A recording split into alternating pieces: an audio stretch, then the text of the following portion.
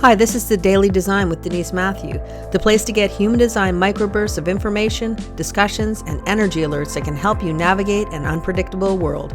So let's get into it. This is episode 3, What are common oppositions? First, I have to say that I use this term common oppositions on my own, so you may not hear it in other places. In fact, the only person that I think talks about this specifically would be Richard Rudd in the Gene Keys when he talks about programming partners. So it's a similar concept. These particular oppositions are different from the 3 major oppositions that we have in human design, the ones that are not only opposite each other in the mandala, but they also make a full channel. The 3 oppositions are the 43-23, the 20-34, and also the 40-37. We won't be talking about those oppositions today. In fact, we're talking about all the other oppositions that we have in the mandala, which means the gates that are opposite each other in the mandala. The oppositions can be even more impactful or important to watch when we have a slower moving planet like Pluto, Neptune, or Uranus, where they take a fair bit of time as they go through a gate line by line. So while they're doing that, they're said to be transforming the energy in some way. What they're also doing is potentially transforming the energy of the opposition to the gate that they are transiting. If we look at the oppositions, we can see an intertwining of the energies, and we might say a richer way to understand the energy of the gates. There's potential to have some level of influence from the opposition to a particular gate, even if you don't have the opposition defined in your body graph. And it can be much like we have with conditioning of what we would call our harmonics to our hanging gates, where we're conditioned, or even open centers where we're conditioned by the energy all around us. It's a very similar concept, but it's also a concept that we don't normally talk about when we're talking about conditioning in human design.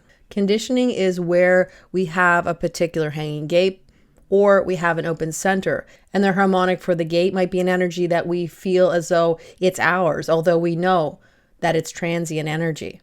The other perspective is thinking that we have particular centers defined, like for instance the will center, even if we don't, and feeling that we can use our willpower instead of realizing that our willpower is transient and it comes and it goes. As Ra Uru said many times, conditioning by its nature is not a bad thing. He described our openness as taking a course where we discover how the energy of the harmonics of our hanging gates or open centers work, and where we also have potential to gain wisdom. If we see the transient nature of the energy of our openness, then when it's available, we can use that transient energy any way we want and let it go when it's no longer available. So if we look at the oppositions and we see the intertwining of the energies, we might look at Pluto in the gate 60, where it will be transiting for the next couple of years. The opposition for the gate 60 is the gate 56. So we could say that the gate 56 is being mutated as well as the gate 60. If we look at how the energies connect, we can see the limitation of the gate 60 as being transcended by being imaginative, writing, or telling stories that give us a sense of freedom, the gate 56. An example of someone who transcended the limitations of their life, who I've talked about before and I will mention again, is rapper Eminem. He carries the energy of the gate 60 line 1 in his design earth and was someone who had very humble upbringings, many limitations you could say, being raised by a mother who he said was a Valium addict. His upbringing was not at all stable, but as a child he used stories to deal with his life, which really speaks to his use of imagination and stories, gate 56. Intertwining in his rapping, and it allowed him to find peace within his limitations and to eventually transcend his limitations when he became a world-famous rapper.